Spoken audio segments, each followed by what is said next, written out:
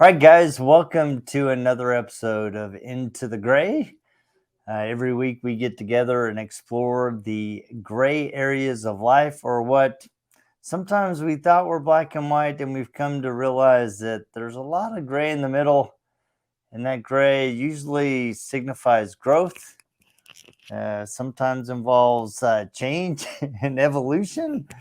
And sometimes it takes you looking at yourself in a new light and going, you know what? I've been a little hard headed and maybe I need to open my perspective. So, And I feel like that's usually what it is about.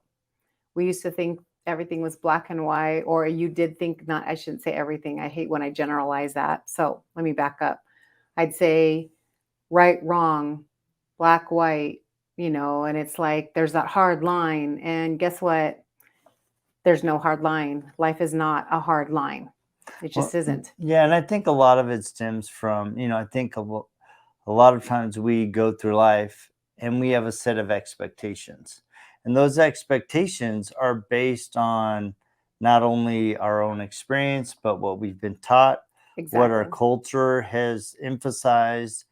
And last week you actually flipped the tables and you wanted to interview me about my podcast, Father's Fire, Hmm. where I really try to identify and invite men who are trying to be good fathers. And sometimes those men are wrestling with tradition, they're wrestling with the lack of a father, they're wrestling with an abusive father. They're sometimes they had a good father, but they're still kind of wrestling with their own sense of how do I be a dad and how do I continue the legacy. So there's so many dynamics to it. And so as I was thinking about our conversation, I was like, a lot of times I've debated whether or not to have women as guests on my podcast, but I've really Hmm. tried to focus on the man's Sure. perspective, right? And so I thought it would be fun to ask you some questions about fatherhood, both from, that the perspective of being a child, but also being a mother. So, looking back, Or being a wife, or being a wife, and right? how it is for you to be a father and stuff. Yeah. Yeah. Okay. So I guess my first question is, when you think of kind of the culture that we live in, what are the expectations or what has been set in your mind as very black and white traditionally that you have felt needed to be broken down as a wife and a mother and a woman? That's loaded. That's like a lot of that's a very it's not a vague question, but it's vast. It is That's vast. because you just said like what traditions, black and white. I'm like there's like so many, actually so many things that I've seen. I'll go back. Let me go backwards to when I was a child. So I honestly, because my parents are immigrant parents, um, I never really saw the culture being woman stay home, work from home, clean, cook. That's all she does. Take care of the kids. My mother worked from since I was in school. I don't actually remember her being home when I was a toddler. And maybe she was, and I just don't remember. I just don't remember going to school. And then I remember my first day of kindergarten, and I was trying to figure out which parent was going to come with me. I think they were trying to figure that out because both of them are working. And so I think I ended up with both of them, because I remember, yeah, I remember two pictures. Isn't that great? I can picture this. I really want to get these pictures, but I do remember two pictures, one with my dad and one with my mom, at kindergarten. And it wasn't, um, I don't know. Honestly, I don't remember two separate days, but anyways, they didn't come together. That's what I remember. And so I didn't grow up in a home that said, that the man's going to work outside the home, because our generation typically, I think, was that. And your parents' generation was typically what, Yeah. that's really where it was. So we're Gen X, and then it was baby boomers before. So that would be your parents. Yeah. But your mom and dad were the traditional Very traditional. traditional. Dad worked, mom stayed at home, took care Right. of the kids, Yeah, that'd be cooked, really interesting. cleaned. Yeah, that'd be really Right. interesting for you to talk about that. But since we're asking me and my perspective, Yeah. I think, well, I'll have to go back to something about how we learn, because you mentioned like how the men that you have been talking to on your podcast, it's a lot about what they had as traditions. A lot of what we as people, or actually just as adults or children growing up and then becoming adults, a lot of our influences, a lot of the things that we is really in the early years of our lives, like Yeah. up to 7, 8 years old. And the how we felt that dynamic during that time frame was for us really shapes us as adults. It really does. And so and I'm not saying like if whatever kind of home you had, that's it's more of um how you felt in yourself, and I guess like safety wise, like were you nurtured and cared for? Did you feel safe during that time? Was it chaotic during that time of your life? And so it's what you feel comfortable with. And I was going to say, actually, I don't know if this answers your question. I was just thinking about how I grew up in a Filipino family. My dad actually was really quiet. Um, I don't remember him talking a lot. My mom did a lot of the talking and a lot of the yelling. So whenever she would communicate with us as kids, if something was going wrong, is like, Judy, blah, blah, blah, whatever the yelling that she would do. And I would love to mimic her, but I can't think of it now. Hey, cut the way. Yeah, there was a lot of that, and which meant like, oh my gosh, kind of thing. And um, so she kind of like, to me, I don't want to even say she was head of household. Like, you know how you have the traditional head of household? I don't think she was head of household or he was head of household. They both were partners together because they both worked outside the home. They both worked inside the home. Whoever was home was either making the dinner, whoever got home first. Usually my dad was home first because he was a gardener, landscaper is what you would call him. And so then he'd be home earlier. And I remember him making a lot of dinners. Then plopping on the couch and watching his baseball or wrestling, his two favorite things, or some kind of John Wayne show.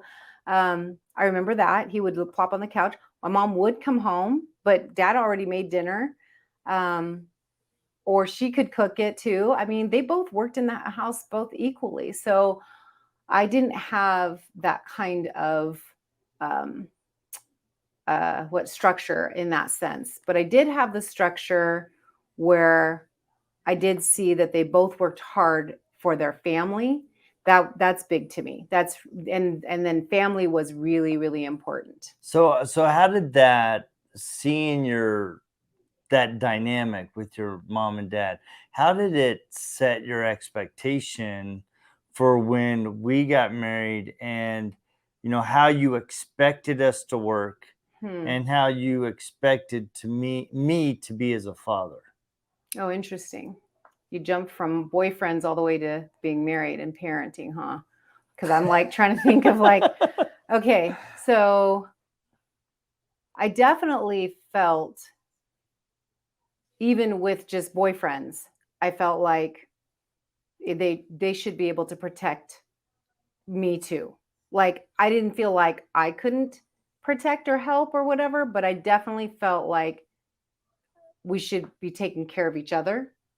I probably felt more like I should expect that out of the male. I don't even, but see, I didn't even see, like, again, I didn't see the dynamic of my dad being not that he was never like forceful or anything like that at all.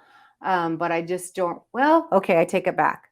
I do remember when, if we got in trouble of something, all my mom had to do, even after yelling at us and everything, all she had to do was say, Daddy.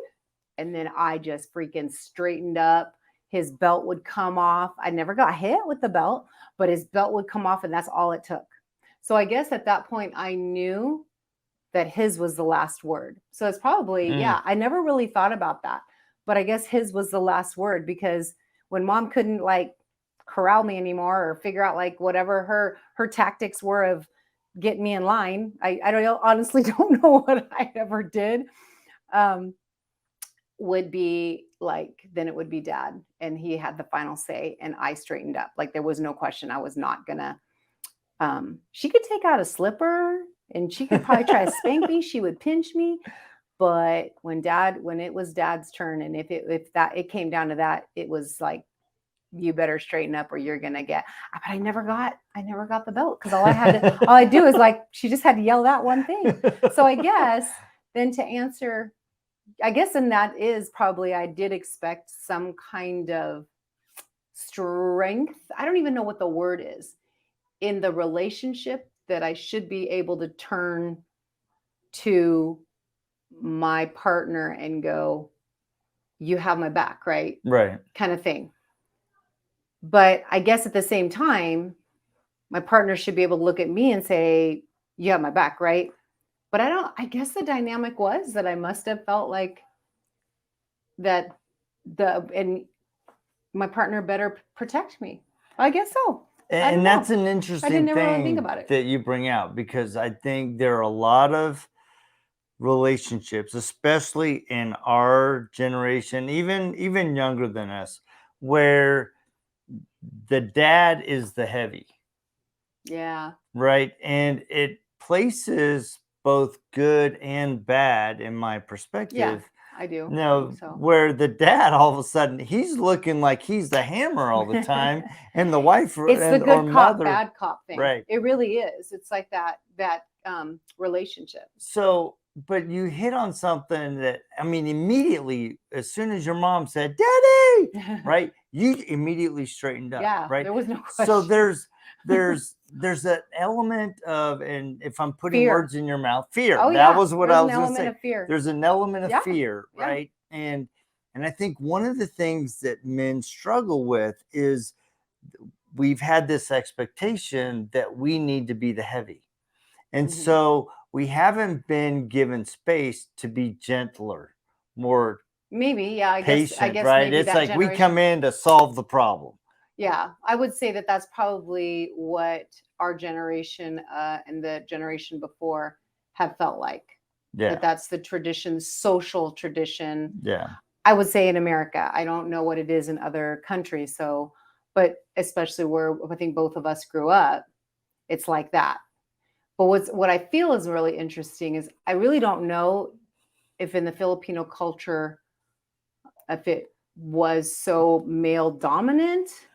I don't know. I really don't know, because I'll watch my cousins, and they're true to, they have traditional like Filipino husband wife kind of relationship. They bring it here to America, and but I still see them working together. Yeah. That was I think that's really probably a lot. I mean, even if maybe one was more the heavy, I felt like they definitely worked together. Yeah. So to answer your question of what did I expect? I definitely expected us to work together. I expected more so trust, loyalty, partnership, honesty. Those are the big things that I know I expected. I didn't expect anything about, well, and I'll go back to just boyfriend girlfriend relationship, not having a family yet. Okay. Because that's a whole nother dynamic. That's like, that's a whole nother dynamic. But just in a relationship, I definitely expected partnership. I didn't expect, one dominating over the other at all, like that. And that's not how, I don't feel like that's how I was ever raised.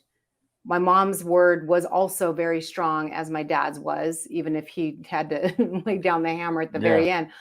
But she would say stuff, and I mean, I definitely would have to listen to that too. But yeah, in our relationship, I think definitely expected partnership. Trust was a huge factor, or is a huge factor anyways. and being able to communicate. But because I grew up in a yelling home, I remember, I'll call it a yelling home. That's what I've always called it. I remember when we first started dating, because I'll call it conflict, because conflict was where I think that I felt safe, because that's what I knew. I remember, like, you would say stuff and I'd be like, I could argue with you. And in fact, to the point I know that I would yell and stuff. And I think you would look at me like, why are you yelling at me? And I'm like, it took a lot, though. I remember yelling and cussing a lot. Those are the two things. Do you? Yeah.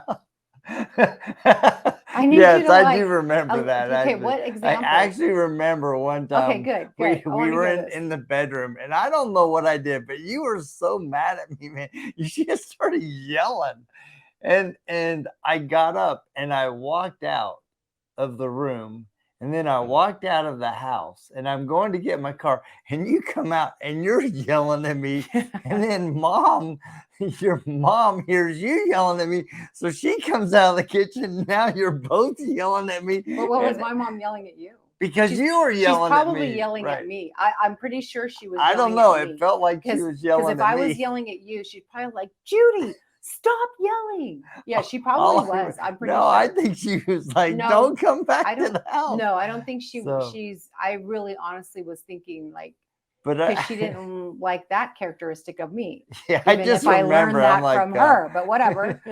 I'm like, I don't need this. I And don't so, want yeah, to be you were yelled at, right? Yeah, but then what happened? I'm like, do you remember? well, then you're like, then I came back in and we talked about it. But you're for a moment there, you're yelling from the door, and I'm on the other side of my truck, and you're just yelling at me. Well, you must have done But- something wrong. No, That's what I say. that was the thing. Yeah. Yeah, you don't think you did something wrong, but you Whatever. probably did. It got blown way out of proportion. Probably, but isn't that how most disagreements? That's how most things usually, are, right? Yeah, arguments are because it just gets blown out of proportion and nobody's willing to listen to one another. It's really how things happen. It does, and yeah. So I don't know if that answered your question. No, it did, and it leads me to my next question. I actually have two questions, so I'm going to go to this one first. But the first question is, when we decided to have kids, right? What was your expectation of me as a dad? Because we dated for 4 years, we had a really great relationship, we did a lot of fun, and all of a sudden you're introducing a new dynamic of deciding to have a child and having a kid.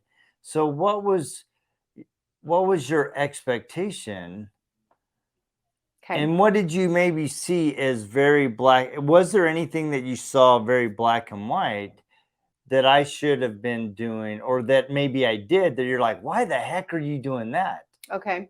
So let me back up. Let me make sure that everybody understands. When you say we dated and then we had kids, it's like, no, we dated for 3 years until we got married. 2.5 in years, then we dated for 4. 2.5.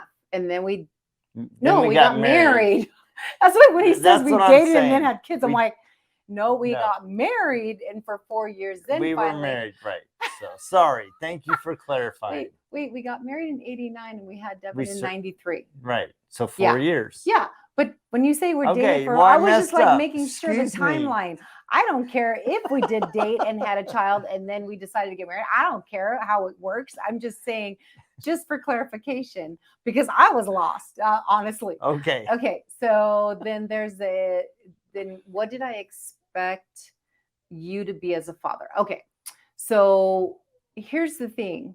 Let's back up, because one, I don't think I really had any like I have to really think. I don't think I had expectations. Like, I didn't have anything written down, said my husband, if he's going to be a father, will do this, this, and this, and this. The thing about it is that that's also in 89. In 88, when I became baptized as a church in the Church of Jesus Christ of Latter-day Saints. And in the church, there's definite roles for men and women. and what you're going to be, what you're going to do, what the mother should do, what the father should do, what the husband or wife should do, husband should do. And I actually, I clinged on to those ideals. It's not an ideal. It was set roles. It was set like rules. It was like, this is what should be happening. And I clung to that because I liked the structure. That's the term. It was very structured, and I liked having the structure. And I think I really liked that structure during that time of my life because when I met you, I grew up Catholic, and I was already seeking like, hey, I'm not sure if I really understand Catholicism or believe the Catholic ways, and met you, but still studied other religions and all this, right? Yeah. So I grasped and understood and felt comfortable with the structure that the church had. Now, that's not good or bad or anything like that. It's just what it was and what felt comfortable to me at that time. But I don't feel, when I say about the roles, like I don't feel there was any unrighteous dominion. Like you are going to cook and clean and bear children. That's all you do. It wasn't like that for us. I could see how people might interpret that way, but that's not how it was. It was more like, I guess the role of, I'll call it role because that's what they're called. I'd rather call it relationship in my terms that I believe now is in a mother and father relationship with children, and then a husband-wife relationship and a partnership, that we don't have roles. We just have a partnership, and then we decide, but that's how it was. I think we've always been that way anyways. Yeah. We decided, it's not even like we had to decide like who cooks and who cleans and we just did it. We just did it. Yeah. That's the thing, is like, we just did whatever needed to be done. We did. If a diaper needed to be changed, one of us was doing it. If the other one was cooking, we just knew. It wasn't like anything that we had to discuss. I mean, I just remember one. It has nothing to do with father and mother relationship or husband and wife. It has to do with husband and wife relationship. I remember something. I want to back up. First purchase we made for our house, I remember, was a telephone. And I remember, do you remember this? I don't remember this. Oh my gosh, I remember this because it was a purchase, and telephones, I mean, we were newlyweds, so we didn't have a ton of money or anything. We were young, guys. We got married at 20 and 21. 23 and 20. You robbed the cradle. Robbing the cradle. Okay, what? You were 23? I was 23. And I was 20. I was going to be 21. Yeah. But we both got, but were you 22 and then I was 20? No, and I then was you were 23, turning 24. You were you 20. Really robbed the you cradle. You were 20, turning 21. What are you talking about? I'm just saying. Too late now. No, but I remember we were so young, and the first purchase we had for our household was a phone. I don't know why it wasn't a TV or something. Maybe someone gave us a TV. I don't know. But it was a phone. And I remember coming home, and I think you were excited that you bought a phone. And I'm like, one, you didn't consult with me on the phone about buying it. I mean, we were going to buy it, but I assumed we were going to buy it together.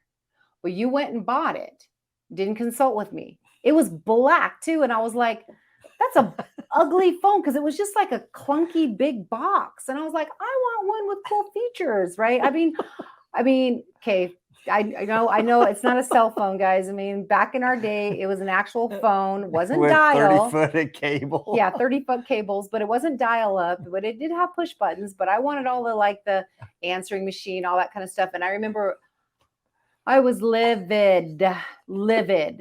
And I was like, I was so mad, because I was like, you did not consult with me. And that was probably the first time it's the one I remember that we had the like, why are you doing stuff and not consulting with me, not being a partner?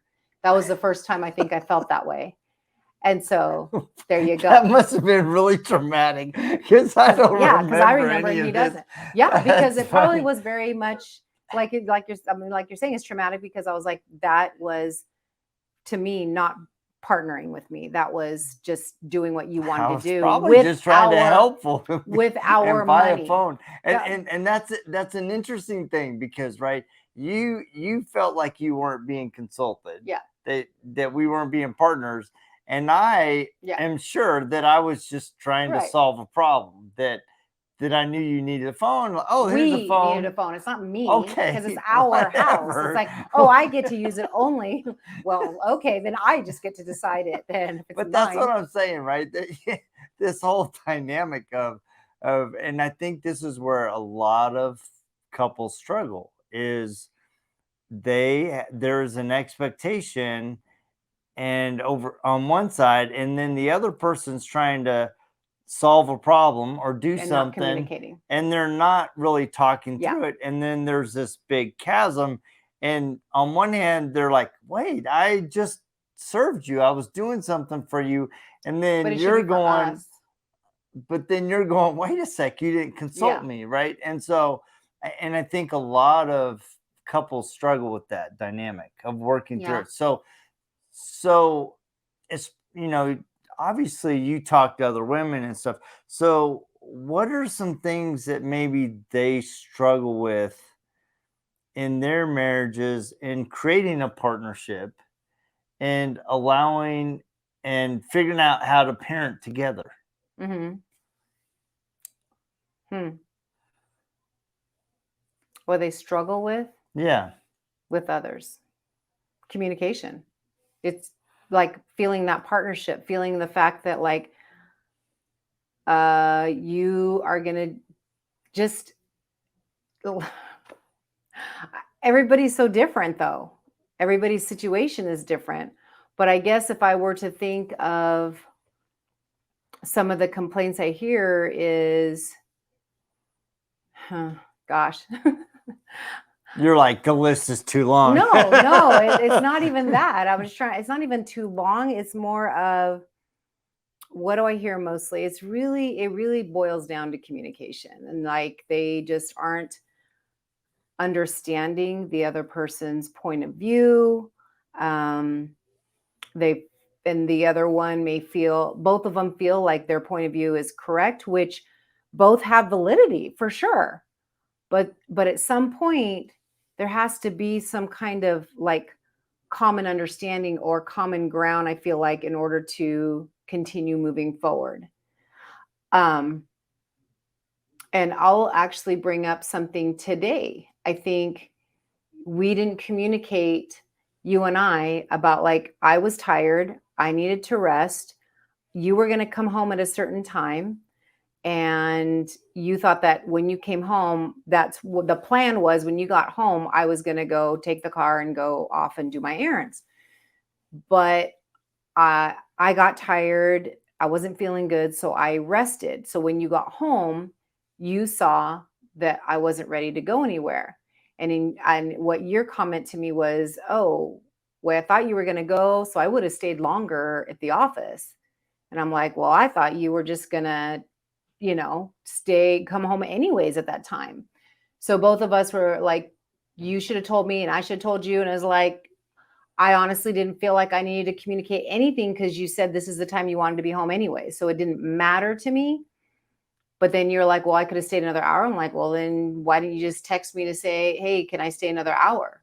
And then you're like, oh, I guess that could be it. But it took time for us to work that through because there were some like, well, what are you saying? Kind of like hurt egos, hurt feelings. And it's like, wait a minute, let's just kind of keep talking about this or think about this and realize that like, how can we communicate better?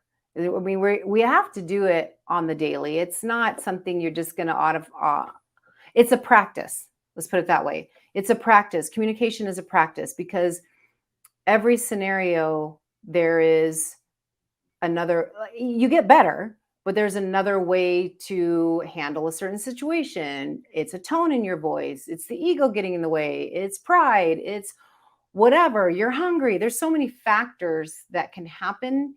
And I just feel like it's a practice that has to keep working on. Well, because like now, look at that. I mean, back in the day, all we had was telephone, right?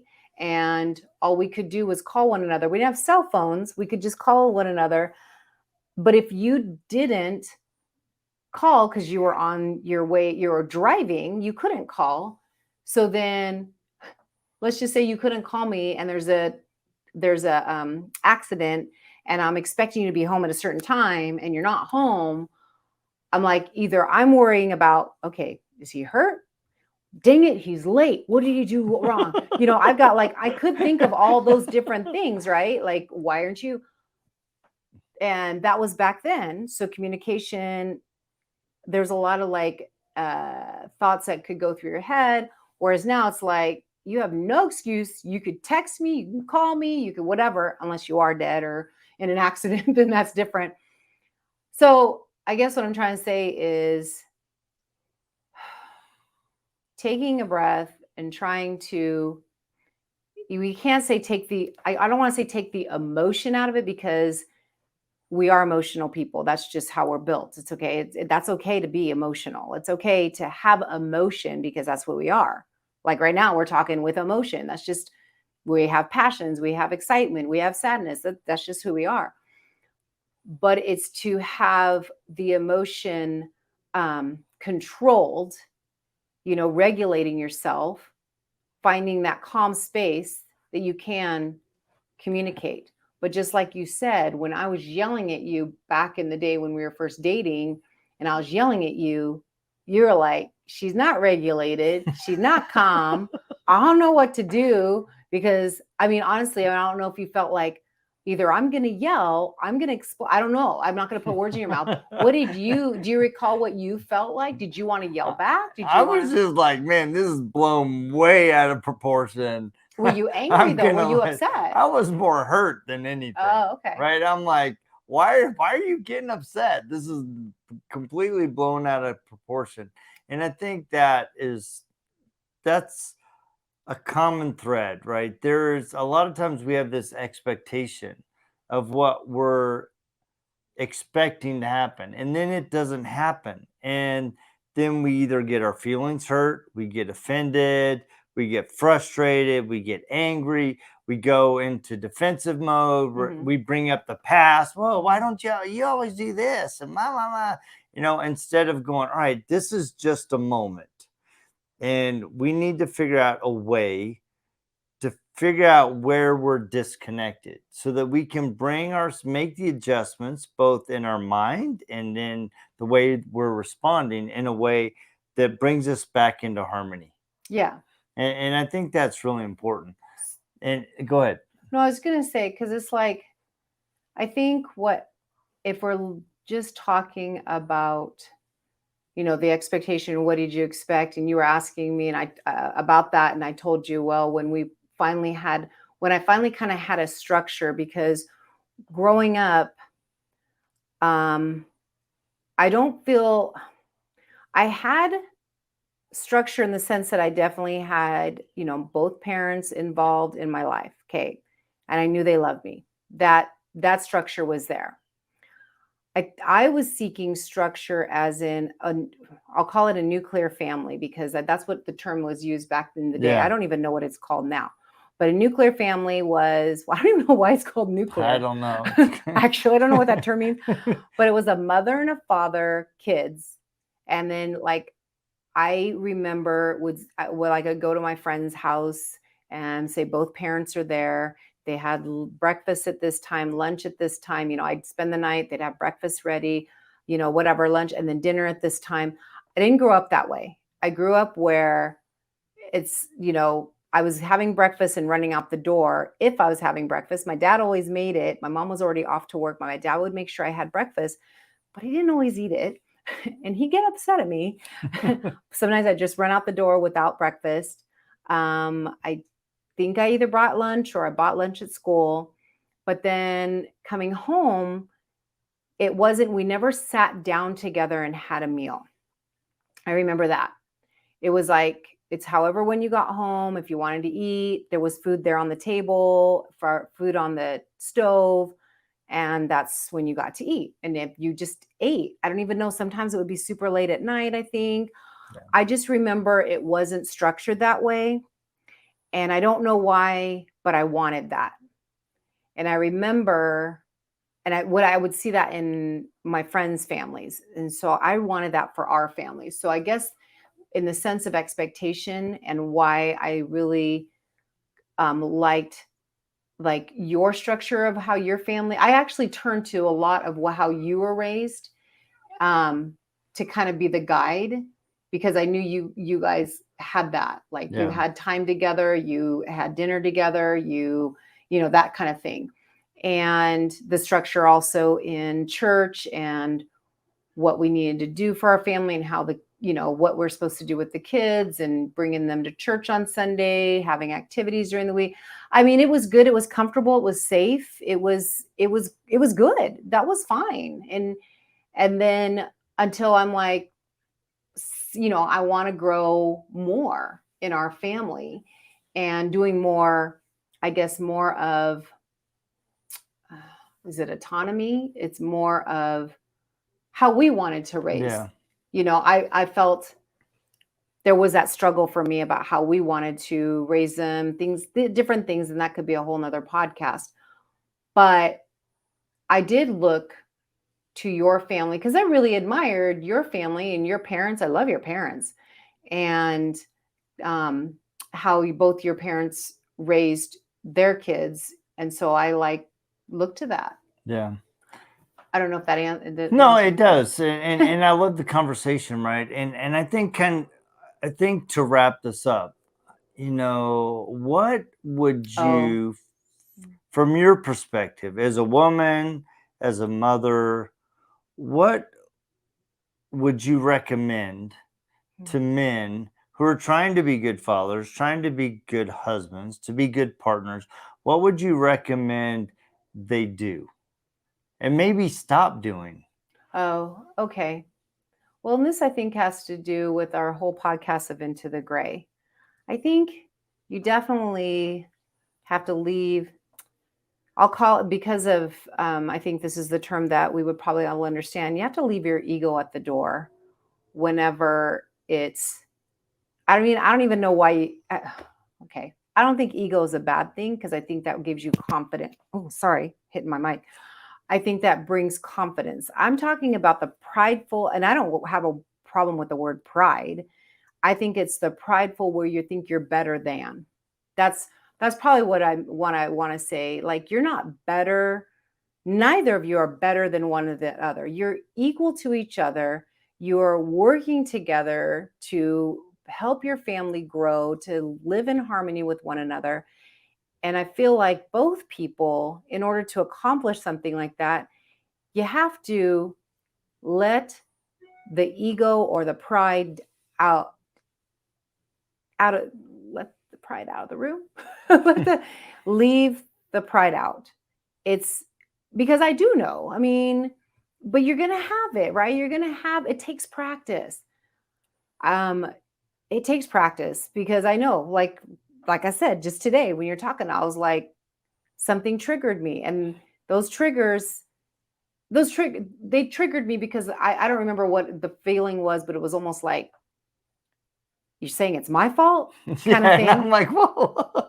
Yeah, but it's also the way it's what I perceive from it and the thought that like, you know, don't ever think, "Oh, I'm the innocent party. What's wrong with you?" Don't think that. That's what I'm trying to say. Because you're talking together, so you both have a stake in this situation, in the conversation, in the issue. You both have a stake in it. Yeah. So don't think like, okay, just like you said when we first were dating and I'm yelling and getting upset, and you're like, it's all on you. Well, okay, yeah, my dysregulation is on me. But what can you do to go, well, or what did you do to do that, right? You probably didn't know then because you didn't understand maybe certain triggers. So what I'm saying is like nobody is innocent in that situation. You each have a part in what the discussion or what the issue is. So it's okay to go, oh, okay, I did something. I'm not sure what. I'm going to sit here and try and figure this out while the other person's either yelling, screaming, regular, whatever.